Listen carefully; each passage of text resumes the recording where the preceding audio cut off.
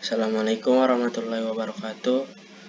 Saya Ardian Widodo dari kelas PKB ingin memaparkan metode pemusnahan dan pembuangan akhir sampah. Pemrosesan akhir sampah. Tempat pemrosesan akhir atau yang biasa disingkat TPA adalah tempat di mana sampah mencapai tahap akhir dalam pengelolaannya. TPA merupakan tempat di mana sampah diisolasi secara aman agar tidak menimbulkan dampak buruk yang kurang baik terhadap lingkungan sekitarnya. Karenanya diperlukan penyediaan fasilitas dan perlakuan yang baik agar keamanan tersebut dapat dicapai dengan baik. Data menyatakan bahwa 90% TPA dioperasikan dengan open dumping dan hanya 9% yang dioperasikan dengan controlled landfill dan sanitary landfill. Perbaikan kondisi TPA sangat diperlukan dalam pengelolaan sampah pada skala kota. Adapun permasalahan yang sudah timbul terkait dengan operasional TPA yaitu satu, pertemuan vektor penyakit sampah merupakan sarana yang sesuai bagi berbagai vektor penyakit. Berbagai jenis rodentisida dan insektisida seperti tikus, lalat, kecoa, nyamuk sering dijumpai di lokasi ini. Kemudian pencemaran udara gas metana yang dihasilkan dari tumpukan sampah ini, jika konsentrasinya mencapai 5-15% di udara, maka metana dapat mengakibatkan ledakan. Kemudian pandangan tak sedap dan bau tak sedap, meningkatnya jumlah timbulan sampah. Kemudian asap pembakaran. Apabila dilakukan pembakaran akan sangat mengganggu terutama dalam transportasi dan gangguan kesehatan. Serta pencemaran lecet merupakan air hasil dekomposisi sampah yang dapat meresap dan mencemari air. Itu tadi menurut dari Damanhuri 1995. TPA wajib dilengkapi dengan zona penyangga dan metode pembuangan akhirnya dilakukan secara sanitary landfill atau kota besar atau metropolitan dan controlled landfill atau kota sedang atau kecil. Perlu dilakukan pemantauan kualitas hasil pengelolaan riset atau effluent secara berkala. Regulasi berdasarkan Undang-Undang Nomor 18 Tahun 2008 mengisyaratkan ketentuan penutupan TPA open dumping menjadi sanitary landfill dalam waktu 5 tahun. Sehingga dalam hal ini diperlukan berbagai upaya untuk melakukan revitalisasi TPA. TPA yang dulu merupakan tempat pembuangan akhir berdasarkan Undang-Undang Nomor 18 Tahun 2008 menjadi tempat pemrosesan akhir, didefinisikan sebagai pemrosesan akhir sampah dalam bentuk pengembalian sampah dan atau residu hasil pengolahan sebelumnya kembali di lingkungan secara aman. Selain itu, di lokasi pemrosesan akhir tidak hanya ada penimbunan sampah, tetapi juga wajib terdapat 4 aktivitas utama penanganan sampah di lokasi TPA. Menurut Litbang PU 2009, 4 aktivitas utama penanganan sampah ini meliputi pemilihan sampah, daur ulang sampah non-hayati atau anorganik, kemudian pengomposan hayati atau organik, serta pengurukan atau penimbunan sampah residu dari proses di atas di lokasi pengurukan atau penimbunan landfill.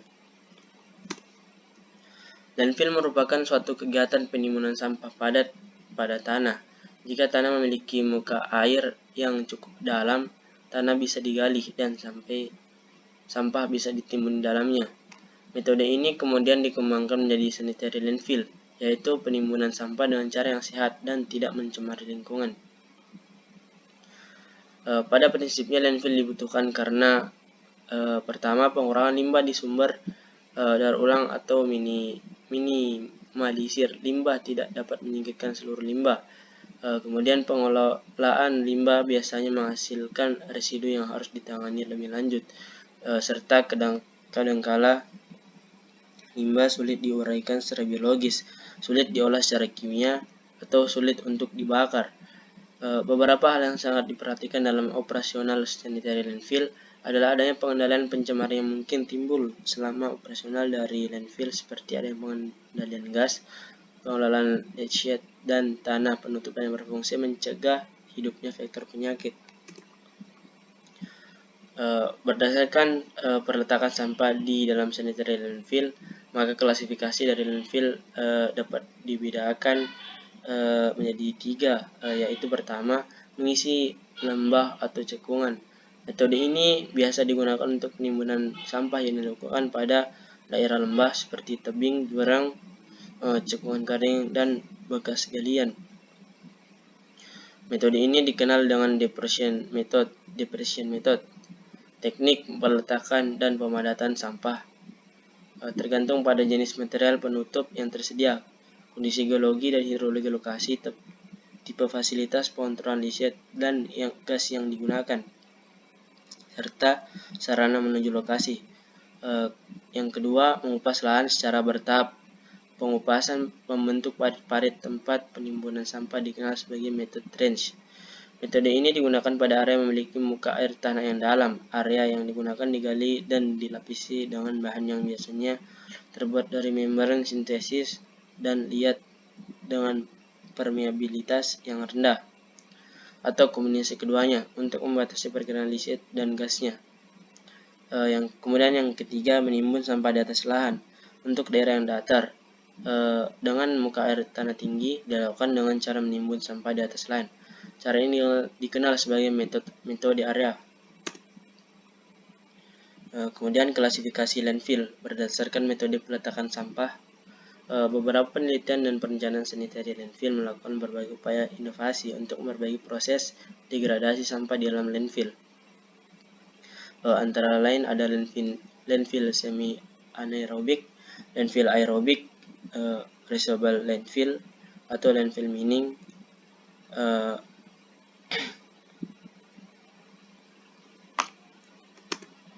kemudian metode pengurugan atau penimbunan. Metode pengurugan atau penimbunan sampah berdasarkan kondisi topografi, sumber materi penutup, dan kedalaman air tanah dibedakan menjadi metode trench dan metode area.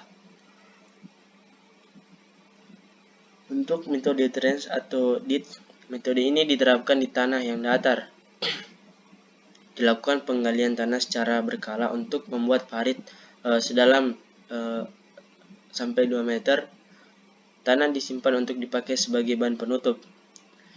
Kemudian metode area, untuk area datar di mana parit tidak bisa dibuat, sampah disimpan langsung di atas tanah asli sampai ketinggian beberapa meter. Kemudian metode kombinasi. Kombinasi kedua metode, karena kedua cara ini sama dalam pengurugannya, maka keduanya dapat dikombinasikan agar pemanfaatan tanah dan bahan penutup yang baik serta meningkatkan kinerja operasi.